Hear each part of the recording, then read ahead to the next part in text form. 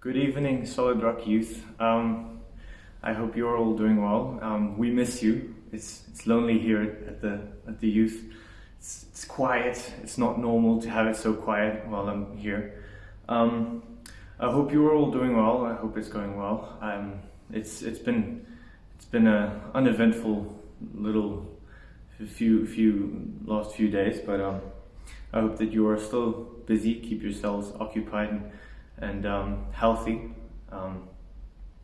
I was asked to give you a message of peace. I want to encourage you to what I'm about to share with you, to think about it and see if you can adjust some of the things you do to be able to personify this message and make it part of your lifestyle. Yeshua told us about a few things before he ascended.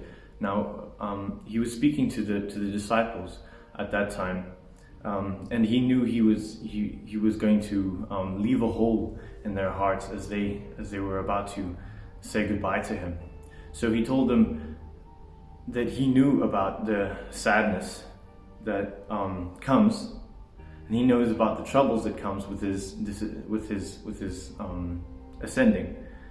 And he reminds them of the joy that will soon happen, the joy that will soon come into their hearts after that, and it won't be long before the joy arrives.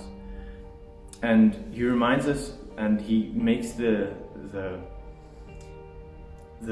example of a mother giving birth to a child, and how she goes through all this pain and anguish and pressure, and then when she finally holds her child in her hands, then she forgets about all of that anguish. She forgets about all of that pain, and just that will be exactly as we are. And the moment we find our joy, the joy that God finally gives us after all this pain and stuff, we will forget all about the pain. We will forget all about the anguish. We will forget all about the pressure and stress. And so he repeatedly tells us about asking for anything to God in his name. He tells us to communicate with God, to communicate our concerns, our needs, to not feel that we can go on and try our best without involving God in our circumstances, as we are his children who should go to him about and for everything. He says, "Do not be anxious about anything, but in every situation, by prayer and petition, continually praying. With thanksgiving, present your requests to God." He says, Yeshua says, "I have told you these things, so that in me you may have peace. In this world you will have trouble, but take heart, I have overcome the world."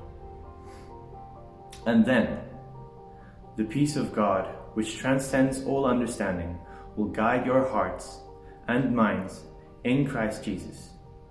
It's a relief to know what will happen to us in the near future. But it's an even greater relief to know that we have God protecting, providing, encouraging, and comforting us no matter how terrible the things coming are. After making your thoughts known to God, Philippians 4 advises us to solely think about whatever is true, noble, right, pure, lovely, admirable, or if anything is excellent or praiseworthy. To keep in mind these things. And it also reminds us to look at the words and the actions of Yeshua and putting them into practice, and thereby shifting our focus via thoughts to things unable to bring us stress, pressure, or fear. I hope that you look at this message not as something that will go over your head, but something that you can grasp, something that you can make a part of your everyday life, something that will remind you if you're looking for peace, that it will answer you. Thank you for listening.